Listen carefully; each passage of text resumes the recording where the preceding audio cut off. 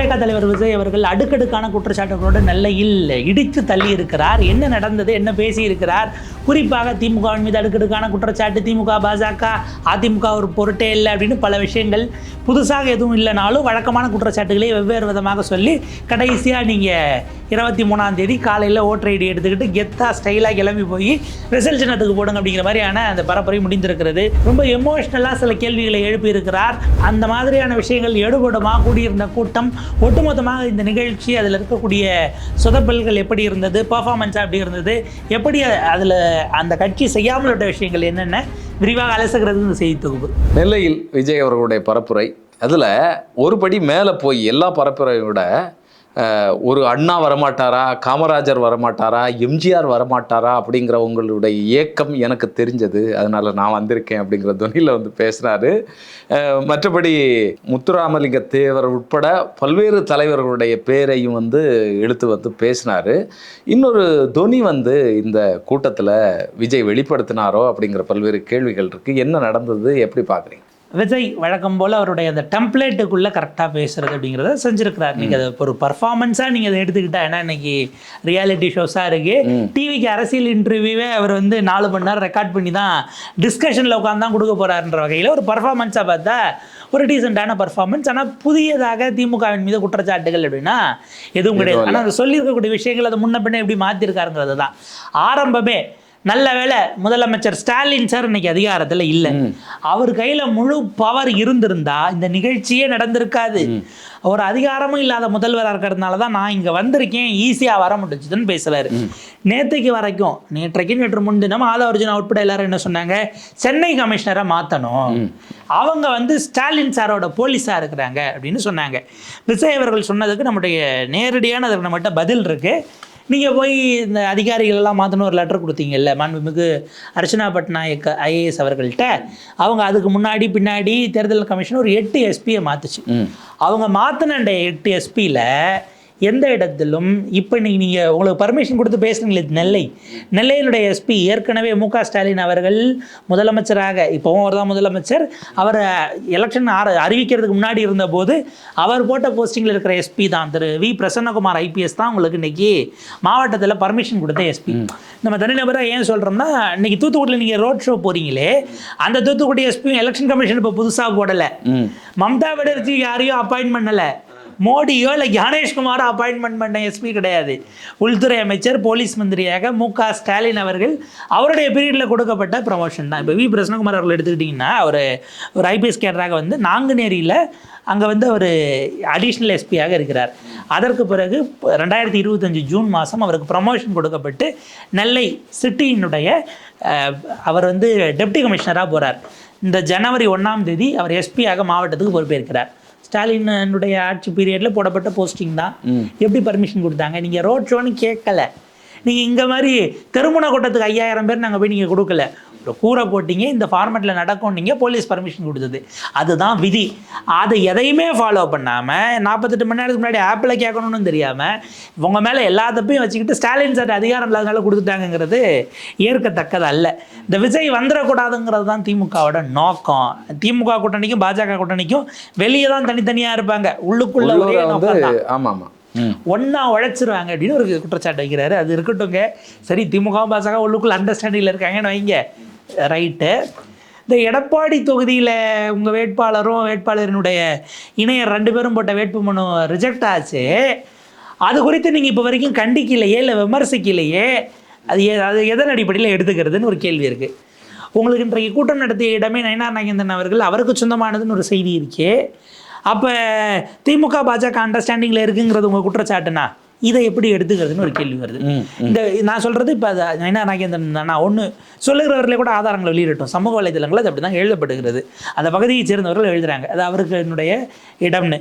இல்லைன்னு இவர் ஒரு கருத்து அல்லது தாவேகா யாராவது ஒரு மறுக்கட்டும், இல்லை அது வதந்தி நயினார் நாகேந்திரனாச்சும் மறுக்கட்டும். இன்றைக்கி அரசியல் பொது வாழ்க்கை வேண்டிங்கன்னா அதை பதிவு பண்ணல, யாருக்கு சொந்தமான இடம் எப்படி கிடச்சிது அப்படிங்கிறத. சரி, அதை ஒரு பக்கம் வச்சிடலாம். அரித்மெட்டிக் மேத்தமெட்டிக் கணக்கிலலாம் மக்கள் மண்ணை போட்டுட்டாங்களாம். ஏன்னா விஜய் 19% நேற்று கூட ஒரு இது வந்தது, இன்னொன்றுத்தில் 9% வருது. சிலர் வந்து பார்த்திங்கன்னா விஜய் 51% வாங்கி அவர் முதலமைச்சர் ஆவார்னு அதை ஒரு பக்கம், அது வந்து ஒரிஜினல் கணக்கு கிடையாது, சர்வே மாதிரி எடுத்து எடிட் பண்ணி அவங்க பரப்பிக்கிட்டு இருக்கிறாங்க. இதெல்லாம் ஓடிக்கிட்டு இருக்குங்கிறத பார்க்குறோம். இந்த முறை நேரடியாக காங்கிரஸை அவர் டார்கெட் பண்ணியிருக்கிறார். அவருடைய டார்கெட் காங்கிரஸ் மாதிரி தெரியல, சிறுபான்மை மக்களை குறிவைத்து அவர் பேசியதாகத்தான் கால்குலேட்டட் ஸ்பீச்சாக தான் நான் பார்க்குறேன். அதாவது திமுக சில பல கோடிகளை செலவு பண்ணி திமுக காங்கிரஸை தன்னுடைய பைக்குள்ள தூக்கி போட்டுக்குச்சு. ஆனா அவங்க உண்மையான காங்கிரஸ் கிடையாது. உண்மையான காங்கிரஸ் நம்ம கூட இருக்கிறாங்க. என்னடா இந்த விஜய் சிறுபான்மை மக்களுக்கு ஆதரவா உண்மையான மத நல்லிணக்கத்தையும் உண்மையான மதவாத எதிர்ப்பையும் பேசுறானே அப்படின்னு அவங்களுக்கு இப்போ பயம் வந்துருச்சு. பயம் ஏன்னா அவ்வளோ நிறைய பேசிட்டாரு. திருப்பரங்குன்றதெல்லாம் அந்த பிரச்சனை வந்த போது போய் அந்த மலையிலேயே போய் உட்கார்ந்துருந்தாரு. புரியுதா உங்களுக்கு? அது மாதிரி இந்தியா முழுவதும் வந்து கிறிஸ்தவர்களுக்கு எதிராக தாக்குதல்கள் நடத்தப்பட்ட போது ரோட்ல வந்திருந்தாரு. ஆமா, உங்களுக்கு தாக்குதலை நிறுத்துங்க, அப்பதான் கிளம்புவேன் அப்படின்னாரு. கிறிஸ்துமஸ் அன்னைக்கு நாடு முழுக்க சர்ச்சைகள் தாக்கப்பட்டது. ஒரு 6 அல்லது 7 மாநிலங்கள், அதுல பாஜக ஆளக்கூடிய மாநிலங்கள் தான் மிக பிரதானம். 7 6 வரைக்கும் தாக்கினவர்கள் ஏதோ ஒரு வகையில் எதிர்கட்சி ஆள்ற மாநிலமா இருந்தாலும் பாஜகவுக்கு வேண்டப்பட்ட அமைப்பா தான் இருப்பாங்க. இதுக்கெல்லாம் ஒரு தெருவுக்கு வந்து பார்த்து இப்ப 3 நாளைக்கு முன்னாடி 4 நாளைக்கு முன்னாடி நாடாளுமன்றத்தில் FCRA சட்டத்தை கொண்டு வராங்க இல்லையா, வெளிநாடுகளிலிருந்து இங்கே இருக்கக்கூடிய NGOக்களுக்கான அது இந்திரா காந்தி ஆரம்பித்த சட்டத்தில் இங்கே இப்போ தான் சட்ட திருத்தத்தை கொண்டு வராங்க. கிறிஸ்தவ நிறுவனங்களை ஒட்டுமொத்தமாக முடக்குவதற்கு சதி, அதை அரசே எடுத்துக்கொள்வதற்கு இது வழிவகுக்கும்னு வந்து கேரளா எலெக்ஷனுக்காக கொண்டு வராதீங்கன்னு கேரளா BJP கேட்டதுனால தள்ளி வச்சிருக்கிறாங்க. இதற்கு விஜய் எவ்வளவு பெரிய குரல் கொடுத்தாரு. நேரம் இங்கிருந்து கிளம்பி போய் பிரதமர் மோடி அவர்களுக்கு கடுமையா பேரை சொல்லி விமர்சிச்சு இதெல்லாம் காலையில் எழும்புற உடனேயே மத்திய அரசாங்கம் வந்து சிறுபான்மையினருக்கு எதிராக என்னென்ன வேலைகள் செய்யுது அப்படிங்கிறத பார்த்துட்டு பனையூர்லேருந்து ஒரு ஜம்பி போராடி முடிச்சுட்டு தான் வீட்டுக்குள்ளால போகிறது. அப்படி தான் அவருடைய வாழ்க்கை வந்து இருந்திருக்கு. எல்லாத்தையும் விட்டுட்டு வேற வந்திருக்கார். எவ்வளவு செல்வ செழிப்பாக வாழ்ந்தவர் அதெல்லாம் விட்டுட்டு வேதனைகளை சுமந்துட்டு வந்திருக்கிறார். எவ்வளவு பழிய போடுறாங்க பாருங்க திமுக. என்னென்ன பழிகள், அதை வேற ஒரு பட்டியல் போடுறாப்புல. என்னன்னா அது வழக்கம்போல முன்னாடி சொன்ன பஞ்சு தான். மற்றவங்களுக்கு இது எலெக்ஷன், எனக்கும் உங்களுக்கும் இது எமோஷன். எனக்கு ஒண்ணுனா உங்களுக்கும், உங்களுக்கு ஒண்ணுனா எனக்கும். கண்ணுல தண்ணி வரும், கண்ணு கலங்கி தண்ணி வரும் அப்படின்ட்டு அவருடைய உணர்வுகளை வெளிப்படுத்துறாரு. அடுத்து ஒரு பஞ்சு அடிச்சாரு பாருங்க. நான் கட்சி ஆரம்பிச்சுட்டு ஒவ்வொரு வீட்டுக்கும் போகல, ஒவ்வொரு வீட்டுக்குள்ளேயும் 35 வருஷமா போயிட்டு தான் நான் கட்சி ஆரம்பிச்சிருக்கேன் அப்படிங்கிறாரு. ஒரு வீட்டுக்கும் விஜய் மட்டும்தான் போனாரு. இன்னொன்னு பூர்வ ஜென்ம பந்தம்னு சொல்றாரு. அது என்ன பந்தம்? அப்படி உங்களுக்கும் எனக்கும் இருக்கிறது பூர்வ ஜென்ம பந்தம்னா அது என்ன கணக்குன்னு தெரியல எனக்கு. இது சரி, அதாவது நடுவில் மரத்துல ஏறுறத சொல்றாரு. படத்தினுடைய ஸ்டோரி டிஸ்கஷனை பத்தி எதுவும் சொல்றாரு. இந்த முன்ஜென்மதெல்லாம் ஞாபகம் வர மாதிரி எதுவும் அடுத்து படம் ஒருவேளை ஜனநாயகன்ல இப்படி இருக்கா அப்படிங்கிறது இருக்கு தெரியல. நம்மளை பார்த்தா அவங்களுக்கு ஒரு காண்டு, எனக்கு தெரிய ஒரு அரசியல் தலைவர் இந்த காண்டுங்கிற வார்த்தையை பயன்படுத்தி மிக சமீபத்தில் பிரச்சாரம் செய்தது அவர் தான். அவரை பார்த்து ஏன் காண்டாகுது அப்படின்னா, அவர் பட்டியல் போடுறாரு பாருங்க. கரூர் சம்பவத்தில் பழிய தூக்கி என் மேலே போட்டாங்க, நான் முடங்கிருவன் பார்த்தாங்க, முடங்கலை. ஏன்னா கரூர் சம்பவம் நடந்தது வேற, இவர் அந்த வழியாக போயிட்டு இருந்தார். இவர் மேலே பழிய தூக்கி போட்டுட்டாங்க. இவர் கூட்டத்தில் நடக்கலை, அந்த வழியாக போனார். இன்னும் வரைக்கும் அவரை வந்து பழி சுமத்துட்டே இருக்கிறாங்க திமுக, மற்றவங்க எல்லாம் பழி சொல்லிட்டே இருக்கிறாங்க. கரூர் சம்பவத்தில் பழியை தூக்கி போட்டது யாருன்னா மக்களுக்கு தெரியும். அடுத்து பாருங்க, அடுத்து ஜனநாயகம் என்னடா இவன் இதுக்கு மசீலேன்னு ஜனநாயகன் படத்தை முடக்கினாங்க. இந்த இடம் தான் த்ரில்லிங்கான இடம். ஜனநாயகனை யார் முடக்குனாங்கன்னு உங்களுக்கே தெரியும், நான் சொல்ல வேண்டியதில்லை. மாட்டேன், நீங்க தான் தைரியமான ஆளாச்சு, சொல்ல வேண்டியது நீங்க தான் தைரியமான ஆளாச்சு, சொல்லுங்க. கண்ணு முன்னாடி ஏதாவது வந்து போதா, என்னாச்சு சொல்லுங்க அப்படின்னா விஜய் அந்த இடத்துல சொல்ல மாட்டாப்புல. அடுத்தது SOP போடு, SOPன்னு ஒன்று போடு, விஜய் வெளியிலே வரக்கூடாதுன்னு அடுத்த சதி அப்படின்னாரு. இந்த இடம் தான் அவனை மட்டும் முடக்கு, விஜய் மட்டும் முடக்கு அப்படின்ட்டு ரொம்ப முக்கியமானது. SOPயை போட சொன்னது திமுக கிடையாது, நீதிமன்றம், சென்னை உயர்நீதிமன்றம். கரூர் சம்பவம் நடப்பதற்கு முந்தைய வாரமே கூட்டம் கட்டுக்கடங்காமல் இருக்கிறது அப்படின்ட்டு வழக்கு போடப்பட்டு நீதிபதி கேட்குறாரு, விஜய்க்கு பொறுப்பு இல்லையா? நீங்கள் கட்சி தலைவராக இருக்கிறீங்க அப்படின்னா க்ரௌடு கண்ட்ரோலில் காவல்துறை எவ்வளோ தான் பாதுகாப்பு கொடுத்தாலும் உங்கள் கட்சிக்கு ஒழுங்குபடுத்தணும் இல்லை, அதுக்கு விஜய்க்கு ரெஸ்பான்சிபிள் கிடையாதான்னு சென்னை உயர்நீதிமன்றத்தினுடைய தனி நீதிபதி விஜயை கேள்வி எழுப்புறாரு. நீங்கள் அப்போவே சுதாரிச்சிருந்து அதுக்கு கட்டுப்பட்டு இருந்து அதற்கு தகுந்தாற்போல திட்டமிடுதல்களை செஞ்சிருந்தால் கரூர் சம்பவம் நடந்திருக்காது. கரூரில் 41 உயிர் போன பிறகு அடுத்தடுத்து வழக்குகள் வந்து வழக்கின் வாயிலாக வாயிலாக இதை இப்படியே விட முடியாது, நாளைக்கு இது ஒரு தொடக்கமாக போயிட்டு இதே பேட்டர்ன் வரக்கூடாதுன்னு எஸ்ஓபி போட சொன்னது நீதிமன்றத்தினுடைய தீர்ப்பு. இப்போ நீதிமன்றம் விஜயை முடக்குகிறது விஜய் சொல்கிறாரா? எஸ்ஓபி என்ன உட்காந்து திமுக ரெடி பண்ணி நைட்டோட நைட்டா இதை உடனே கொண்டு வந்துருவோன்னு அவங்க அருணா ஜெகதீசன் ஆணையம் கமிட்டி அமைச்சாங்க, நீதிபதி அருணா ஜெகதீசன் அவர்கள் அமைச்சாங்க. அதில் எஸ்ஓபிஸில் அதுவும் ஒன்றாக இருந்தது. இது போன்ற சம்பவங்கள் இனிமேல் நடக்காமல் இருக்க என்ன மாதிரி இல்லான விதிமுறைகளை கொண்டு வருவது வகுப்பதுங்கிற எஸ்ஓபியில் அது வந்து பார்த்தீங்கன்னா ஒரு பாயிண்டாக அவங்களுக்கு அது அவருக்கு எதற்காக அது உருவாக்கப்படுகிறது அப்ஜெக்டிவ்ஸ்னு சொல்லுவாங்க. ஒரு கமிஷன் போடுறீங்க அப்படின்னா அதுக்கான நோக்கங்கள் இருக்கும். அதில் 4வது பாயிண்டாக இருந்தது தான் இந்த எஸ்ஓபி சார்ந்த விஷயங்கள். அது கமிஷன் போவதற்கு உச்சநீதிமன்றம் மேற்கொண்டு செயல்பட அனுமதிக்கல. வெவ்வேறு வழக்குகள் சென்னை உயர்நீதிமன்றத்தில் போடப்பட்டது. இங்கேயும் போட்டாங்க, சென்னை பிரின்சிபல் பெஞ்ச்லையும் போட்டாங்க, உங்களுக்கு இங்கே மதுரை கிளையிலையும் போட்டாங்க. வழக்குகள் எடுக்கப்பட்டு விசாரிக்கப்பட்டு எஸ்ஓபி போடணும் என்று அதற்கு பிறகு நீதிமன்றம் சொன்னது. விஜயை முடக்குவதற்கு சென்னை உயர்நீதிமன்றம் சதி செய்கிறதுன்னு விஜய் சொல்வார்னா ஒரு ஸ்ட்ராங்காக சொல்லட்டும், அதே கருத்தில் நிற்கட்டும். அவங்களுடைய வழக்கறிஞர் அணி இருக்கிறாங்க ஸ்ட்ராங்காக, அவங்கள வச்சு கூட அவர் இதை மூவ் பண்ணட்டும், நம்ம அதை அதுக்கு மேலே பார்த்துக்கலாம். ஏன்னா பேசலாம், எல்லாத்தையும் நீங்கள் இப்படி பேசிட முடியுமாங்கிறது இருக்குது. கரூர் சம்பவம் நடக்காமல் இருந்தால் எஸ்ஓபிங்கிற வழக்கே வந்திருக்காது. ஆமாம். அப்போ யார் காரணம்? நீங்கள் காரணம். எஸ்ஓபி வர்றதற்கு கரூரில் நடந்த சம்பவம் காரணம். கரூரில் அவ்வளோ கூட்டத்தை யார் கூட்டினா? நேற்றுக்கு புஷி அண்ணன் சொல்லுகிறார், இல்லை எத்தனை மணிக்கு சார் விஜய் வருவார்னா இதை வேற என்கிட்ட கேட்குறீங்க, இதுக்கு தான் நான் ப்ரெஸ் மீட்டுக்கே வர்றதில்லை. நாளைக்கு ட்விட்டரில் போடுவாங்க, பார்த்து தெரிஞ்சுங்க எத்தனை மணின்னு தெரியும் சொல்கிறாவில்ல. ஏன்னா ஏற்கனவே கரூரில் போய் இவர் தான் 12 மணிக்கு வருவாருன்னு 10 மணிக்கே கூட்டம் கூடி அந்த அசம்பாவிதத்துக்கு புஷி ஆனந்த் அப்படி மாற்றி சொன்னது தான் காரணங்கிறதுனால அவர் ஓடுறாப்புல. அப்போ இருக்கிறவங்க மேலே இருக்க எந்த தப்புமே இல்லை. இப்போ நீதிமன்றமும் சேர்ந்து விஜய் முடக்குகிறதெல்லாம் ஒரு வகையில் ஏற்க முடியாது. அவர் திரும்ப திரும்ப திரும்ப அதிமுகனே டச் பண்ணலைங்க, அது பாஜக தான். ஆமாம், மற்றும் பலர் கூட்டணி தான், பாஜக மற்றும் பலர். அடுத்து இது ஒரு அதிசய எலெக்ஷன். நான் திடீர்னு டிஆர் புலி படத்தில் இது அதிசய புலி, இது அடங்கா புலி, இது அட்டாக் பண்ணுற புலி அப்படி எதுவும் சொல்ல வராரு. இது ஒரு அதிசய எலெக்ஷன் அப்படின்னதும் ஏதோ சொல்ல வராருன்னு பார்த்தா இது ஒரு அதிசய எலெக்ஷன். அப்புறம் தான் இந்த 50 ஆண்டுகளுக்கு ஒரு முறை நடக்கிற எலெக்ஷன் நீங்கள் நினைக்கணும். ஒரு அண்ணா வந்துட மாட்டாரா, ஒரு காமராஜர் வந்துட மாட்டாரா அப்படின்னு மக்கள் நீங்கள் ஏங்குறது எனக்கு தெரியும். ஏங்கி இருக்கக்கூடியதெல்லாம் வச்சுட்டு அப்படியே அங்கேருந்து வரிசையாக அங்கே இருக்கக்கூடிய தலைவர்கள் பேரெல்லாம் சொல்லி அழகுமுத்து கோன், அதே போல் வஉசி, ஒண்டி வீரன் அவர்கள், ப்ரூஸ் பெர்னாண்டஸ் மாதிரி இப்படி பல பேரையும் சொல்லி அவங்கள மாதிரி நான் வந்திருக்கிறேன். நம்ம சொல்லாததை செய்வோம், ஆனால் செய்ய முடியறது தான் சொல்லுவோம். செய்ய முடியறத சொல்லுவோம், சொல்லாததையும் செய்வோம். குழப்ப வேண்டாம். ஏற்கனவே அவருடைய பிரச்சாரத்தை பார்த்து குழம்பி போய் தான் இருக்கோம். நம்ம குழம்பாமல் பேசுவோம். அதாவது அவர் வந்து தன்னை வந்து அடுத்த காமராஜர் நான் தான் அப்படிங்கிறது சொல்கிறாரா, இல்லைன்னா அடுத்த எம்ஜிஆர் நான் அப்படிங்கிறது சொல்கிறாரா, எதை சொல்கிறாரு அப்படிங்கிறது நமக்கு தெரியல உண்மையிலேயே. மீதான சட்ட ஒழுங்குகள் அவர் இன்னைக்கு 2 இன்சிடென்ட்டை மீன் பண்ணுறாரு. திமுக நிர்வாகியாக இருந்த ஒருவர் இந்த குழந்தை 2.5 வயசு குழந்தைய பாலியல் ரீதியிலாக துன்புறுத்தியது, அது குறித்து ஸ்டாலினை கேட்கிறார். போலீஸ் மந்திரியாக என்ன பண்ணீங்க? சரியான கேள்வி. இந்த பக்கம் விளாத்திக்குள்ளம் அந்த மாணவி 12ஆம் வகுப்பு படிக்கும் மாணவி அந்த சம்பவம் குறித்து கேட்குறீங்க, ரைட்டு. இது 2ம் இன்சிடென்ட் பேஸ்டு. இந்த 2த்துலையும் வழக்கை துரிதமாக எடுக்க சொல்லி தாவேகாவினுடைய வழக்கறிஞர்கள் சார்பில் உங்களுடைய வழக்கறிஞர் அணி இருக்கு இல்லையா, நீங்கள் ஒரு இடையீட்டு மனுவை போட்டு உங்களுக்கு அண்ணா பல்கலைக்கழக விவகாரம் அந்த விஷயம் பெருசாகி வரும் பொழுது அதிமுகவின் சார்பில் வழக்கறிஞர் ஒருத்தவங்க இடையீட்டு மனு போட்டாங்க, பாஜக சார்பில் இடையீட்டு மனு போடப்பட்டது. உங்களுடைய நடவடிக்கை இதில் என்னவாக இருந்தது அப்படிங்கிற கேள்வி இருக்கு இல்லையா.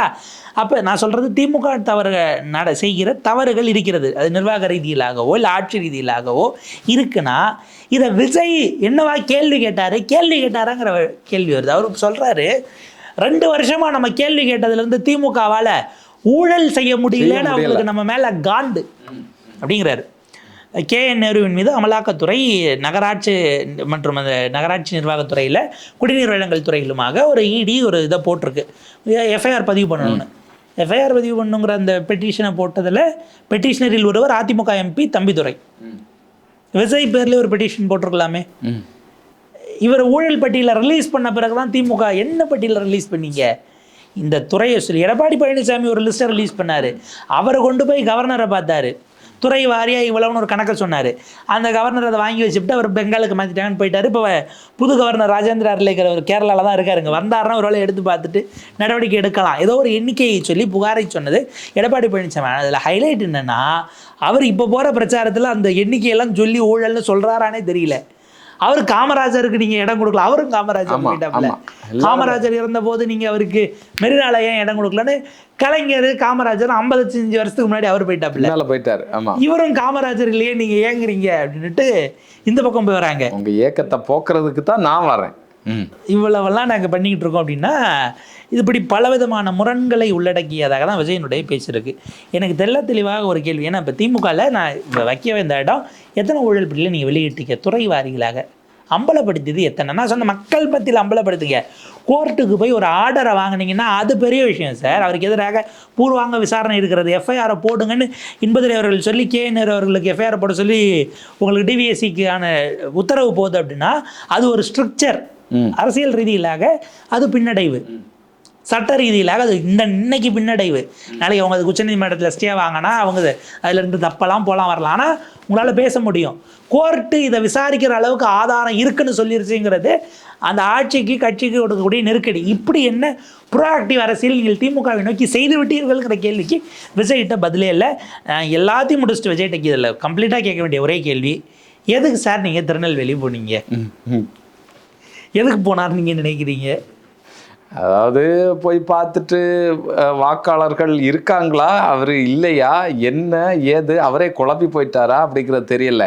நம்ம எல்லாம் எதிர்பார்த்தது கன்னியாகுமரி மாவட்டம், தூத்துக்குடி, திருநெல்வேலி, குறைந்தபட்சம் இந்த மாவட்டங்களில் நிற்கக்கூடிய தாவேகா வேட்பாளர்களை அறிமுகப்படுத்துவார் அப்படின்னு நினச்சோம். ஆனால் எல்லாரும் ஒரு நினைவு பரிசை கொடுத்துட்டு இறங்கி போயிட்டாங்க ஆளாளுக்கு.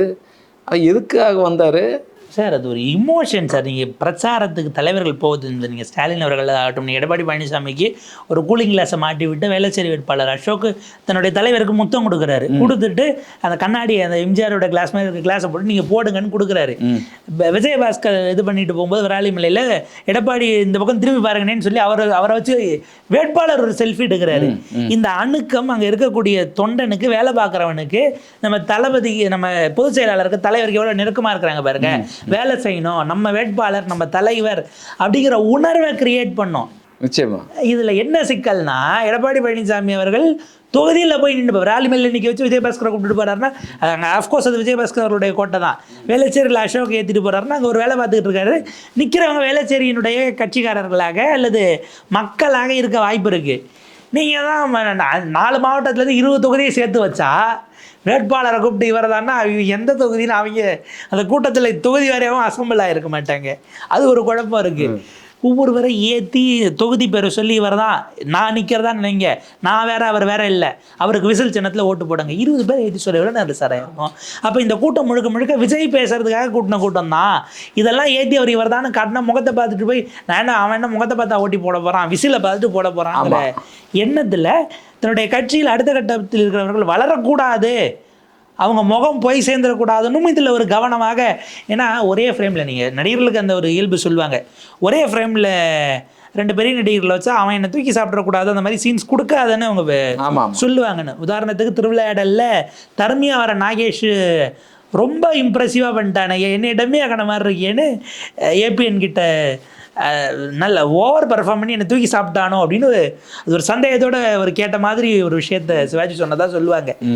அந்த இதில் ஃபுல்லாக அவர் தான் ஸ்கோர் பண்ணியிருப்பாப்ல. உங்களுக்கு பாடி லாங்குவேஜ் ஆகட்டும், அப்பா சொக்காங்கிறதுல ஆரம்பித்து அந்த நக்கீரர் சீன், அதுதான் பின்னாடி அங்கே அவர் ஸ்கோர் பண்ணுற இடமா இருக்கும். இவங்க 2 பேருக்குடைய கான்வர்சேஷனில் அவர் அதை தூக்கி சாப்பிட்றது இந்த மாதிரி இயல்பில் அதை யோசிப்பாங்க அந்த கேமரா கான்ஷியஸ் உள்ளவர்கள். அப்படி ஒரு இயல்பு தான் விஜய்க்கு இருக்கும்னு எனக்கு ஒரு சந்தேகமும் இருக்குது. பார்ப்போம். இது பரப்புரையாக செயல்பட்டு மக்கள் கூடினாங்கன்னா ஓகே. இவங்க கூப்பிட்டு மேடையில் இவர் தான் வேட்பாளர் அறிமுகப்படுத்தலைன்னா அந்த வேட்பாளர் நீங்கள் விட போய் ஓட்டாவது கேட்டிருப்பாங்க. நிச்சயமா அவங்களுக்கான ஒரு முக்கியத்துவம் இருக்குல்ல. அவன் கோடிக்கணக்கில் செலவு பண்ண போகிறான், களத்தில் இன்னும் செலவு பண்ண போகிறான். நாளைக்கு அவனுடைய நிலைமை என்ன ஆகும் அப்படிங்கிறது தெரியல. இதில் இன்னும் அதிகமான ஓட்டுகள் கிடைக்கக்கூடிய வேலையை நீங்கள் தானே செய்யணும். நீங்கள் வந்ததே உங்களுடைய பீத்த பெருமைகள் எல்லாம் பேசிட்டு போகிறதுக்கு வந்த மாதிரிலாம் இருக்குது. அதை மட்டும்தான் அவங்க கட்சிக்கு தெரிந்த ஒரே விஷயமாக இருக்கிறது என்பதுதான் பரிதாபத்துக்குரிய யதார்த்தமாக இருக்கிறது.